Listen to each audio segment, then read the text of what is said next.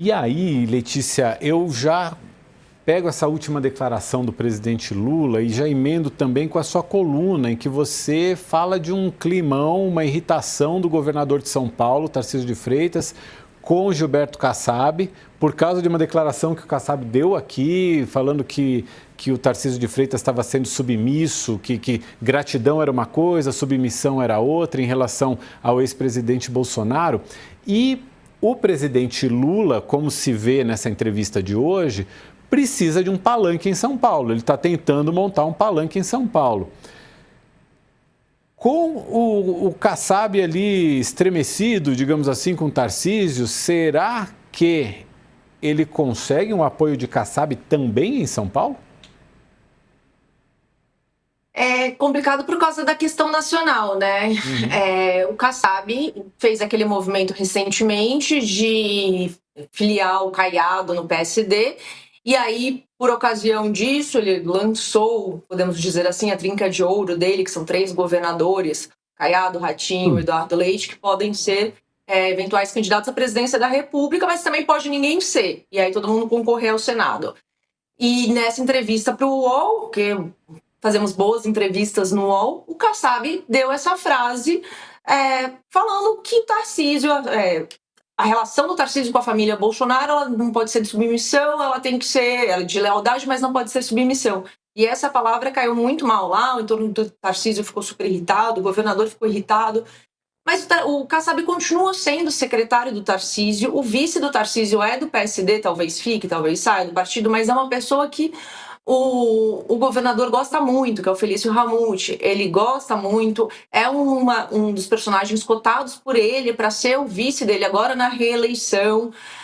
O PL quer colocar o vice, o André do Prado, um deputado estadual.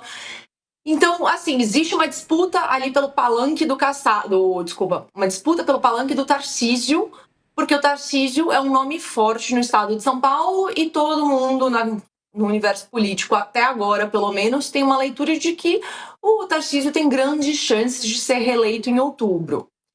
Aí entra o drama do PT, que é o que você colocou agora, porque o PT também precisa de um palanque forte em São Paulo, ainda que seja assim, é o candidato que vai para o abate, porque ele não vai ganhar, porque o Tarcísio está com a eleição garantida. Só que São Paulo é o maior colégio eleitoral, né? É o maior número de eleitores que tem no Brasil está em São Paulo. Então, se você não tem alguém forte para ir lá, né, na zona leste da capital, para ir nas cidades do interior, para fazer um palanque, para convencer o eleitor a votar no presidente da República, a eleição para a presidência fica muito arriscada.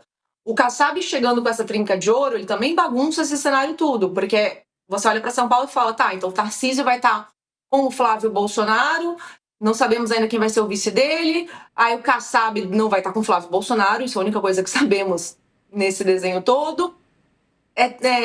São Paulo e Minas são 2 colégios, o primeiro e o segundo, maior quantidade de eleitor, e todo mundo olhando e pensando o que a gente vai fazer nesses 2 estados. E o Lula não tem essa resposta até agora. Ele não está com palanque em Minas fechado, ele não tem um palanque em São Paulo. Só para finalizar, o que a Dani perguntou, o presidente não respondeu, ele não deu os nomes, não falou o palanque que ele queria, né? Tipo, estou guardando as cartas para mais para frente. O que o pessoal do PT fala? Olha, o Haddad vai ter que ir para o sacrifício, não vai ter jeito. O pessoal da Haddad fala, o Haddad não quer ir de jeito nenhum. Ah, mas e se for o Geraldo Alckmin? Mas o Alckmin está aqui em Brasília, cumpriu um bom papel. O governo fala que o Alckmin teve...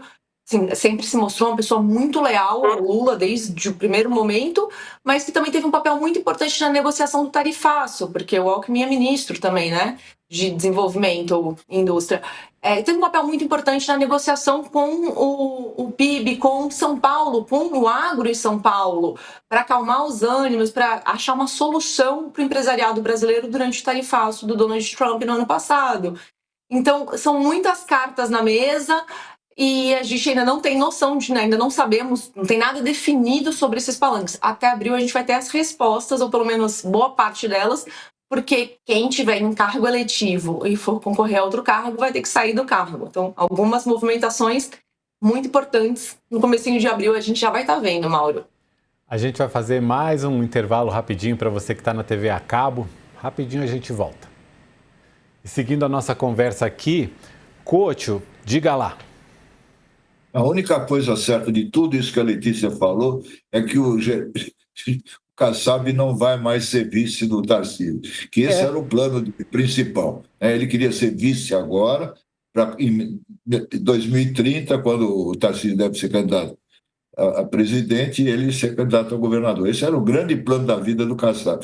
Ele ganhou todas nos últimos anos, mas essa parada ele perdeu por causa de uma frase, né? Essa frase na entrevista para o UOL. E realmente o Tarcísio, que engole muito sapo, dessa vez eu acho que ele engasgou.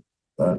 Agora... E pelo que eu li aí, o Kassab acabou com a chance dele de ser o vice, e isso abre a perspectiva, a possibilidade, tal como o Mauro falou, dele se aproximar do Lula, sabe?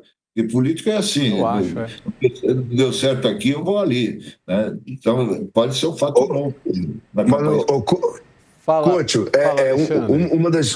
uma das coisas incríveis da política é que às vezes uma eleição se decide numa frase mesmo, né? Como foi o Fernando Henrique para prefeito em 85, lá com a história da maconha de Deus. Enfim, às vezes é uma frase que sai. Ou em 2012, o Celso Russomano, que podia ter ganhado no primeiro turno, e aí num debate falou que ia acabar com um bilhete único, e ele não foi nem para o segundo turno. Em 3 semanas, ele de líder em virtual vitorioso no primeiro turno, em 3 semanas não foi nem para o segundo turno.